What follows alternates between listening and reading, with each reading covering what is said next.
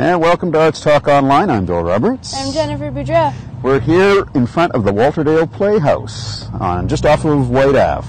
We were fairly close to here last week, too. We were next door. Across the street, actually, I think. And you were wearing sunglasses. I was, but it's not as busy today, so I don't need to worry about anonymity. You decided to show your eyes this time. Yeah, sort of, with the sun. Yeah, we're kind of squinting. Even though it might look warm, it's actually kind of chilly. Mm-hmm. It's -4, Thanks, I think. -1. Boss, for having us out here today. Well, it wasn't completely my idea. I did ask for suggestions, but none came. So we had to be outside. Cool. So, what do you got for us? We are going to be doing 10-minute segments from this point on Arts Talk. Yes. And this is the first one. Yes, I'm very excited. Yeah. So we have Lee Conrad, our segment producer, has gone out to a place called Shades of Grey, which is a tattoo studio in the city. But not only is it a tattoo studio, it's a comic book store, it is a toy store, and it is an art gallery all in one. That almost sounds inappropriate. What kind of toys? Like children's toys?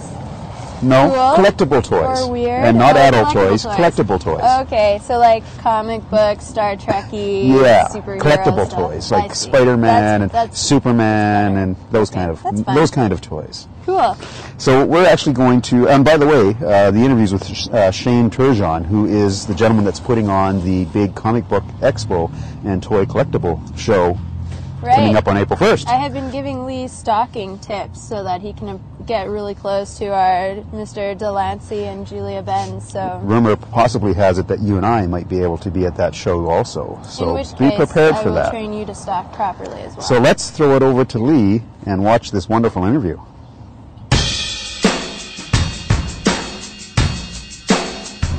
Thanks, Bill. Thanks, Jen. I'm here with Shane Turgeon, who's the owner and proprietor of Shades of Grey on White. How are you doing today, Shane? Good. How are you? So what can you tell us here about a little bit about your store?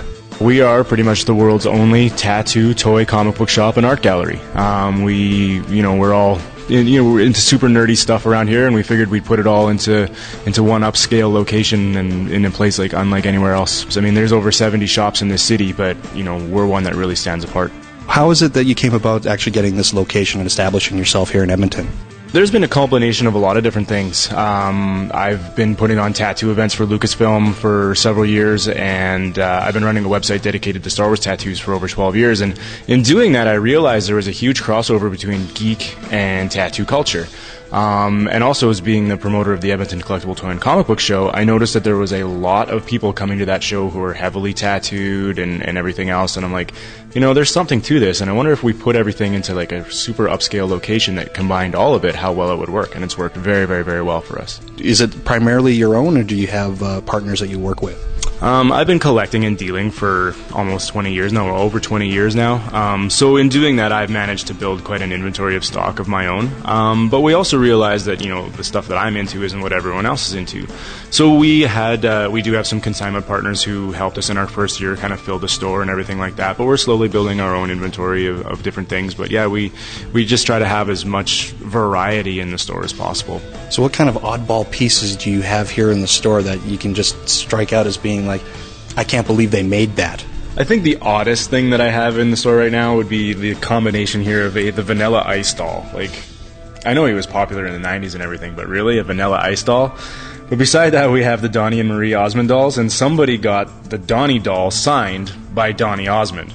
I don't know if Marie wasn't available or just wasn't what they were into, but the Donnie doll is actually signed by Donnie Osmond. How do you authenticate something like that? How do you know it's even his signature? Whose wouldn't it be? Like, who would fake? Like, there's some things where it's like, who would fake signing a Donnie Osmond doll? Like, it's just too random to be fake. There's no way. He's got a point there. I think he really does.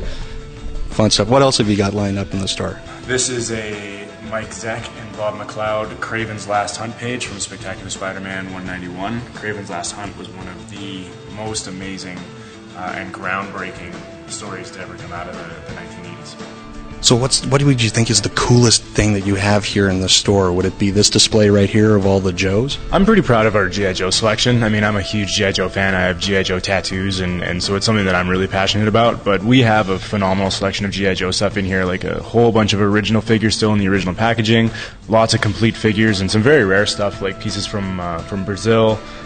from Mexico, all kinds of different stuff. So the G.I. Joe stuff, we have, you know, the vintage toys is what I'm into. So like any of the vintage stuff we have between like the G.I. Joe or the Star Wars stuff is what I'm super into and think is the best. But I mean, we've got a huge selection of graphic novels and statues and some older robots and some very, very cool things. We do art shows every couple of months.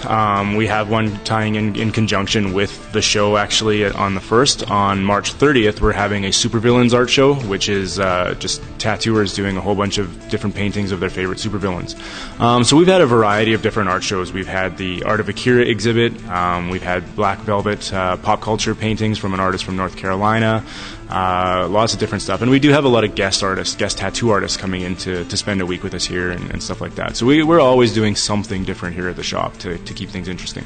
So you've been putting on the Edmonton Comics and Collectibles Toy Show for the last few years now. So when was the first year that it actually started? The first year that we did the Edmonton Collectible Toy and Comic Show was in 2003, and it was a very, very small show. We only had 40 tables and about 25 dealers, and it was held at the Greenwood Inn. So this is our 10th year that we've been doing it now. So we're pretty excited to have come this far. Every year we've been growing, and as we grow, we make a lot of connections, and we're able to get people to come out. And we're very, very happy to have our guest list this year with Julie Benz and John Delancey and Steve Sansweet. We think it's just a phenomenal lineup. It's the biggest guest list that we've had here, and everyone seems to be very excited about it. We have Nat Jones, who's he's an image comic artist, worked on Spawn, and his big thing right now is 68, which he co-created. It's a zombie Vietnam story, and it is a really fantastic read if you've never checked it out. I definitely recommend it. And we also have Robert Bailey, who's he's a famous World War II aviation illustrator, but he's recently been doing a lot of work for George Lucas and is kind of has a whole new fan base coming from all that work, and we're very excited to have them. Plus the shop here, Shades of Grey, will be at the show tattooing all day long, doing any manner of nerdy tattoos. So if you've always wanted that Superman logo, now's the time to come down and get it. No better time than at a comic book convention. In a lot of ways, this show is almost kind of like a teaser to the Calgary Entertainment Expo that happens at the end of April. Has that just something that sort of worked out coincidentally, or do you have any connections with those guys as well? We work hand in hand with Calgary a lot. We have some exciting things happening with them. It's one of those things where people always compare us, like, why can't Edmonton do this? And people in Calgary say, well, why can't they have a show like they have in Edmonton? But we're very different events, and we serve different purposes, and we like to express that fact. I'd like to think of it less as a lead-in and more of it's a unique element unto itself that's just for Edmonton. They, like I said, they serve very different purposes, and we're really proud of the event that we have. And we just try to push the positivity of it, and we do a lot of great things, like working with charity groups like the Leukemia and Lymphoma Society and the Edmonton Food Bank, and this year we're working with the Make-A-Wish Foundation. So we really try to just make it a super positive, fun overall experience for everyone, and just kind of pack it into a one-day power show. This is Lee Conrad with Shane Turgeon reporting for Arts Talk Online. Thanks very much for letting us hang out here for the day, and hopefully we can come back real soon. Absolutely. Thanks for having me on.